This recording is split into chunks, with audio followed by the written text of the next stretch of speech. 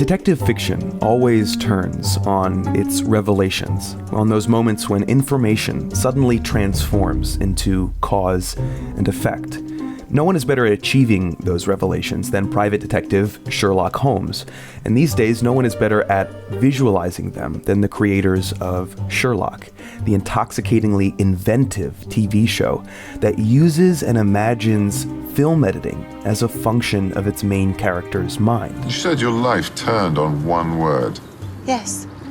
The name of the person my father wanted to kill. Today I want to look at how Sherlock gets from point A to point B, from problem to solution, mystery to clarity, in one of the show's most extraordinary visual revelations. It's a sequence that lasts 3 minutes and 42 seconds with a fresh, weird idea in almost every beat. It's a complete joy to watch unfold. You said your life turned on one word. Yes. The name of the person my father wanted to kill. The background is this. The daughter of famous multimillionaire Culverton Smith knows her father wants to kill someone, but doesn't know who it is. I need to kill someone. She was told the name once, but under the influence of a drug that wiped her memory.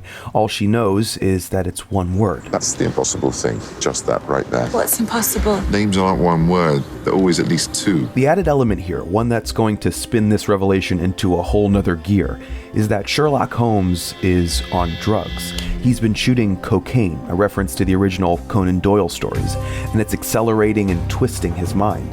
In fact, it's a pang of withdrawal from these drugs that puts the entire sequence in motion. You know what I expected, you... What am I? Nicer. Than who? Anyone.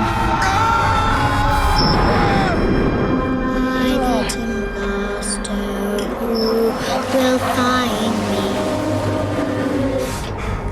me. In a mystery, a revelation on the part of the detective or the audience only works when it arises from information already known.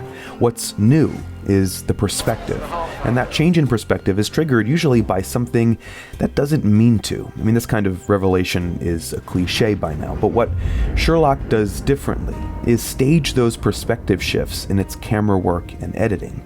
In that first subsequence, we see Sherlock from every possible angle, even from one that's impossible thanks to his drug-induced state, punctuated by subliminal negative shots of the confession paper that Faith was holding, and a compliment. You know what I expected, you...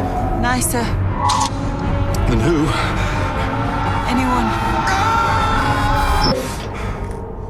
Sorry, It's not just that Sherlock recontextualizes old information. The filmmakers take great pains to choreograph a relationship between old and new perspectives that is conversational, like the present and the past are speaking to each other. In this part, for example, Sherlock stalks the location of an old episode, the previous one, but now everything is changed. Instead of seeing the street from a different angle, we see it from a totally different camera lens, adding to that sense of attenuated, drugged-up disorientation. And here, the conversation with the past is even more literal. It's a present shot, past, reverse shot. There's only one way that I can solve it. If you've already moved the camera and you've already changed the lens, why not transplant an entire set from earlier in the episode? I need to kill someone. Who? Anyone. of course. Anyone. Don't think anyone else is going to save him because there isn't anyone. Anyone. Anyone. Anyone. Anyone. Anyone. Even more impressive than how Sherlock arrives at his revelation is how the hero untangles what that means, in what can only be called a leapfrog scene transition, maybe my favorite of all time.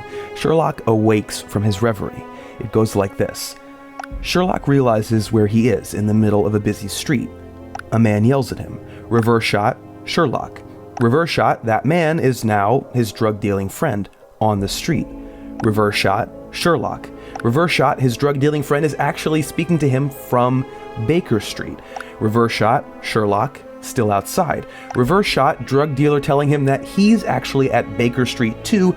Reverse shot, cue the best location transition ever. Now let's watch that in real time. What's the matter with you? Do you even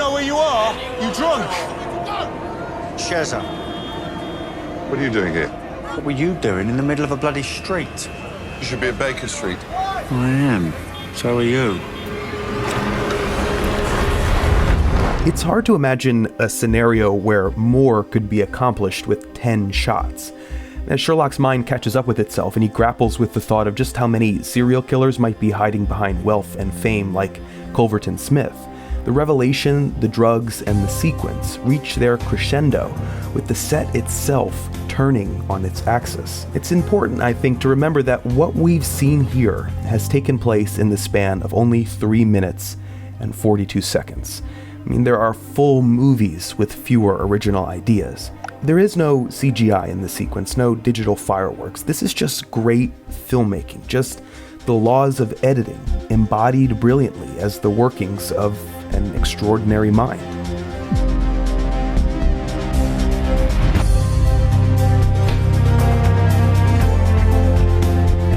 So, the Nerd Writer crossed 1 million subscribers last week, and that is the biggest professional milestone in my life. In 2017, I want to make a show that lives up to the amount of people who are watching it. I hope when you tell people about the show, you say it's something that you've never seen on YouTube or TV or anywhere. That's the vision I have in my head, and that's what I'm always thinking about when I'm making new episodes. So thank you for watching. Thank you for getting me to this place. I don't take it lightly, like I've said before. Thank you to Squarespace for sponsoring this video. If you don't know, Squarespace has beautiful award-winning designer templates for websites, for your business or brand. If you're a musician or you're starting a restaurant or anything, it's a perfect all-in-one platform that has great customer service 24 hours a day. It's got easy domain names. It's flexible. It's just a great service if you want to build a website for your business. And if you start a free trial today using the offer code NERDWRITER, you can get 10% off your first purchase. That's pretty cool. Thank you guys for watching, and I'll see everybody next Wednesday.